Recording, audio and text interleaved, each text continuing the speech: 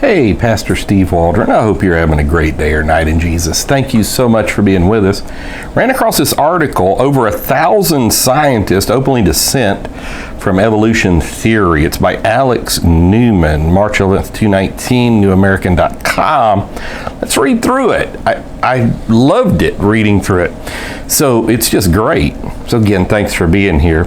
Over 1,000 doctoral scientists from around the world have signed a dissent statement expressing skepticism about Darwin's evolution theory, sparking fresh controversy over an idea that's at the core of many people's worldview.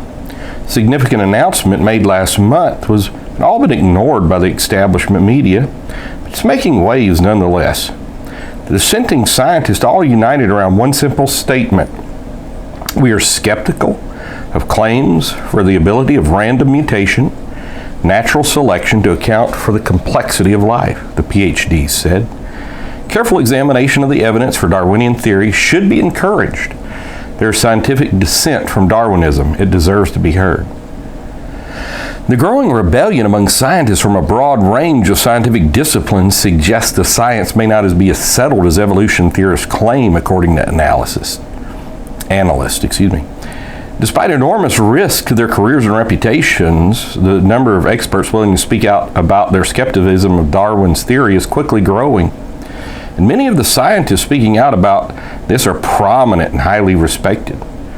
More than a dozen of the signatories, for instance, are members of various national academies of science, including those in the United States, Russia, Hungary, the Czech Republic, and other nations, as well as the Royal Society. I know I've done several videos on things from Creation Science Movement UK, United Kingdom, how many of those were fellows of the Royal Society. More than a few come from America's most prestigious universities, such as Harvard, MIT, Princeton, and Yale. Others come from prestigious foreign universities and research institutions, such as the University of Cambridge, London's Natural History Museum, Moscow State University, Hong Kong University, University of Stellenbosch in South Africa, Institut de Paléontologie Humaine in France, Ben Gurion University in Israel, and more. That's quite the impressive resume. The experts speaking out also represent a broad array of scientific disciplines and fields. These include molecular biology, biochemistry, biology, entomology, computational quantum chemistry, microbiology, psychiatry, behavioral sciences, astrophysics, marine biology, cellular biology, physics, astronomy, math, geology, anthropology, and many more. Many medical doctors are raising questions too. As a biochemist, I became skeptical about Darwinism when I was confronted with the extreme intricacy of the genetic code and its many most intelligent strategies to code, decode, and protect its information, explained Dr. Marcos Eberlin, founder of the Thomson Mass Spectrometry Laboratory and a member of the Brazilian National Academy of Sciences.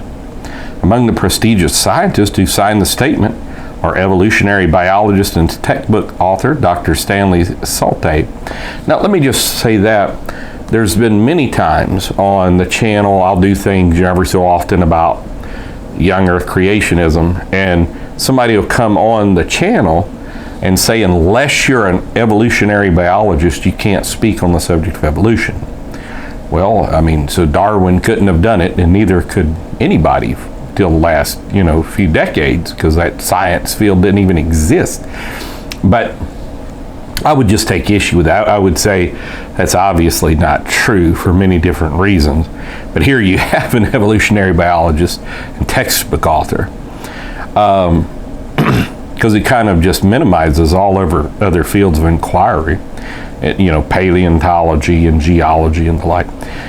Quantum chemist Henry Schaefer of the University of Georgia, U.S. National Academy of Sciences member Philip Skell, American Association for the Advancement of Science fellow Lyle Jensen, Russian Academy of Natural Sciences embryologist Lev Belusev. Find it fascinating that 96% of biologists say that life begins at conception. 96, that's out of a study of 4,000. I probably still have that on here. I've had to erase a bunch. I hate to go into all that. And geneticist Giuseppe Sermonti, editor emeritus of Revista di Biologia, Biology, Form, and Discovery of Genetic Recombination in Antibiotic Producing Penicillin in Streptomyces. The project, known as a scientific dissent from Darwinism, was first launched by the Discovery Institute in 2001. It was started in response to the demonstrably false claim by the tax-funded public broadcasting system that virtually every scientist in the world believes the theory to be true. Obviously, that is not true. And you can go on like Amazon and the increasing number of books by recent converts from evolution scientists, from evolution to creation, is amazing. And then like scientists who believe in in 6 days and in the beginning, a couple of books like that. Over 50 scientists, real main scientists too. What's that guy from the UK? His name just slipped my mind. He has like 3 PhDs, real prominent. But even like the guy who wrote Icons of Evolution, I mean, he's got 2 PhDs, one from UCal Berkeley and one from University of Chicago, I think it is. I remember, mentioning some of this. People are like, well, he doesn't have the right PhDs, even though they're in science and this type thing. And so I'll just ask the question, like here on YouTube in the comments. I'll say, well, do you have a PhD? And they're like, well, no, but I read a book one time 20 years ago, and people tell me I would have made a really good evolutionary biologist. And I'm like, oh, okay. Never mind. We won't even go there. So Discovery Institute bought advertisements proving it in the New York Review of Books and other venues. Since then, the number of public dissenters has grown tenfold. Indeed, many prominent scientists now dispute the evolution theory. I'm thinking of David Berlinski. A.E. Wilder Smith's the guy I was thinking of with the 3 PhDs. I still can't think of the guy who wrote Icons of Evolution. I'm sitting here. I see the book cover. I can't see his name. A recent documentary that appeared on Netflix is Genesis History. Highly recommend, by the way. Features a myriad of PhD scientists outlining their arguments against evolution in favor of biblical creation. Also go to the museum there in Kentucky, AIG Answers in Genesis. Great stuff. This writer attended a conference in Turkey recently that brought together respected scientists from all over the world, from all different religions, who argued that the evolutionary theory is a hoax. Evolution theory was a hoax. These included prestigious American scientists who've worked for NASA, leading U.S. universities, Catholics, Protestants, Muslims, Mormons, and more. People forget there's a huge... I did a review one time of from a Jewish perspective for creation, from a very prominent Jewish scientist. And then Islam has a big creation science movement as well. The Seattle-based Discovery Institute, which advocates for intelligent design, is still growing its list of well over 1,000 PhD scientists who dissent from neo-Darwinism and its central tenet, the notion that random mutations and natural selection can generate the massive amount of genetic information present in living organisms. Indeed, critics of the evolution theory say there has never been a documented example of a mutation adding genetic information rather than destroying it. Not one example ever. And that's like the whole crux of the matter. Neurosurgery professor Dr. Michael Egnor of State University of New York's Stony Brook argued that scientists know intuitively that Darwinism can accomplish some things but not others, because God created adaptability within species, which some call microevolution, but not macroevolution. I've even had someone here say, well, what's the difference? Well, there's a massive difference if there's genetic walls set up that you can only expand out so far. People say, but we can recombinate DNA. Yeah, we can. That's called intelligent designing. Yeah. Does the information content in living things exceed that boundary? Darwinists have never faced those questions, he explained. They've never asked scientifically, can random mutation and natural selection generate the information content in living things? The Institute believes that the 1,000-plus scientists who signed the statement represent but the tip of a massive iceberg. While that number surely represents a scientific minority, it's also no doubt vastly understates the number of Darwin-doubting PhD scientists.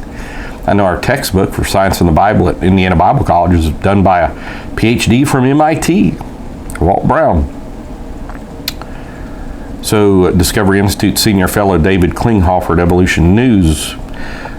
When it comes to evolution, persecution is all too well-known fact of academic life.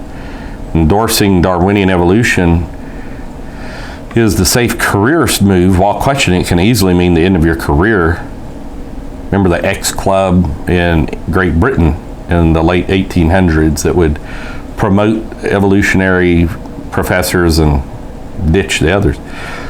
So for every signer of the Dissent list, there's some multipliers worth of private skeptics in science acting self-protectively. That's beyond reasonable doubt. Indeed, the growing willingness of leading scientists to speak out with their doubts about Darwin's theory of evolution is especially noteworthy because it comes in the face of increased persecution of dissenters. Who's the guy I've done, like, silencing the Darwin skeptics? I can't remember his name right now. It's late. I just ate a late supper. It's like 10:30. But he's got, like, PhDs and things. It's a great book. He's got a couple books on that. In 2017, for example, California State University at Northridge fired a Christian scientist after he published explosive evidence indirectly contradicting the theory in a peer-reviewed journal. Basically, Mark Armitage, a microscopist, found soft tissue in a dinosaur bone that was supposed to be around 65 million years old, strongly indicating that the dinosaur in question died much more recently. The university paid him almost $400,000 in a settlement. Now, they've since acknowledged that. They tried to cover it up for a long time. They've been finding a lot of this around the world, India as well. And now they're saying, is there some way for the oxidation to help the blood and flesh to somehow be preserved for millions of years?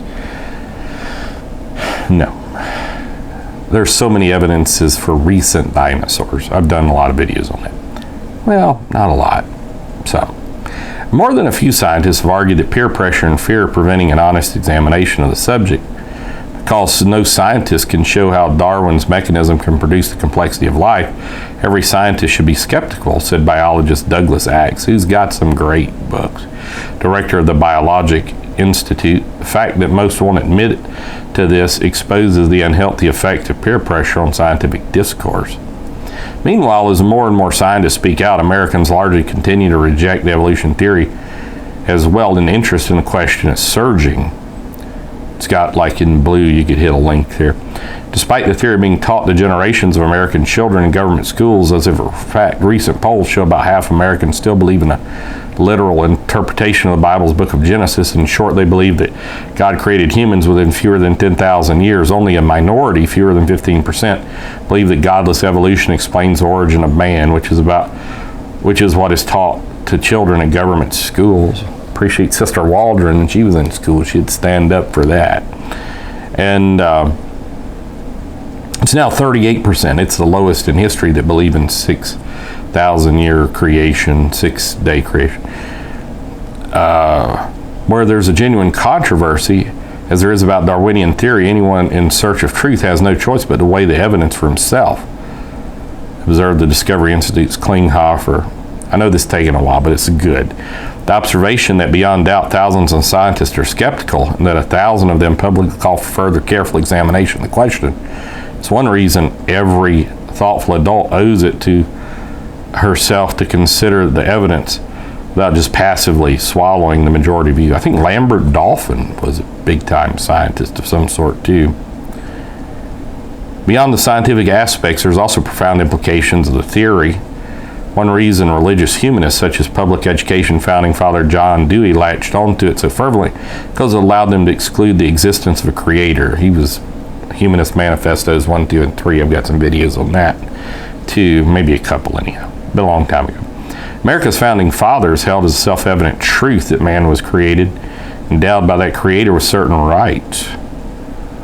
Humanists such as Dewey and his cohorts who designed the modern public school system rejected that, along with the concept of unalienable God-given rights that governments exist to protect. Regardless of what one thinks about evolution theory, it's still a theory, regardless of how anybody yells about it. There's actually a YouTube video on here about this. To force Americans who disagree with this controversial theory to fund its propagation in taxpayer-funded government schools, especially with no alternative, is even allowed to be mentioned when the implication is so huge is immoral or wrong. Parents and taxpayers should take a lesson from these courageous scientists and speak out. And then there's some like other things. International Scientific Conference deems evolution a hoax. Poll, more than half of U.S. rejects evolution theory. Just all kinds of stuff in here. The Mysterious Islands Challenge Darker. A review of Weiker's The Darwin Myth. That sounded like a good book. But anyhow, 1,000 PhD scientists over reject evolution. So God bless. So next time somebody tells you every scientist, or name a PhD that doesn't, well, you can go to the Discovery Institute and name 1,000 plus. So God bless. Hey, hit the bell notification when you subscribe. Put this on social media. Help us out. Talk with you later. Pray for us. Join us daily too.